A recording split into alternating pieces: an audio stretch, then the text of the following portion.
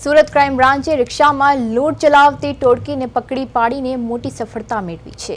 આરોપીઓ ઓટો રિક્ષામાં બેસીને વૃદ્ધ મહિલાઓને નિશાન બનાવી કટરથી તેમના ગળામાંથી ચેન સહિતના ઘરેણા કાપી લઈ જતા હતા।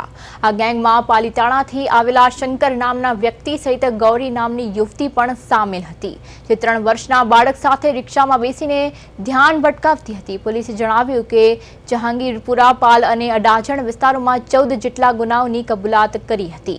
આરોપીઓ પાસેથી અત્યાર સુધીમાં અંદાજે 12.5 લાખ રૂપિયાના ઘરેણા જપ્ત કરવામાં આવ્યા હતા। એક મહિલા સહિત અન્ય 3 આરોપીઓને પોલીસે ઝડપી આગળની તપાસ હાથ ધરી હતી। ગૌરીબેન પોતાના 1.5 વર્ષના બાબાને બાળકને સાથે લઈ અને બેસે અને જે પેસેન્જર લેડીઝ, વૃદ્ધ લેડીઝ હોય એને ટાર્ગેટ કરે, એમને વચ્ચે બેસાડી અને એમના ઘરેણા કટરથી કાપી લેતા હતા। એમાં કોઈ બંગડી, ચેન, અલગ મંગળસૂત્ર વગેરે બનાવો કાપવાના 3 ગુના હમણાં તાજેતરમાં દાખલ થયેલા છે, જેમાં જહાંગીરપુરા, પાલ અને અડાજણ વિસ્તારમાં આ લોકો પાસેથી 12.5 લાખ કરતાં વધુનો મુદ્દામાલ, બંગડીઓ અને કાપેલા મળી આવેલા છે।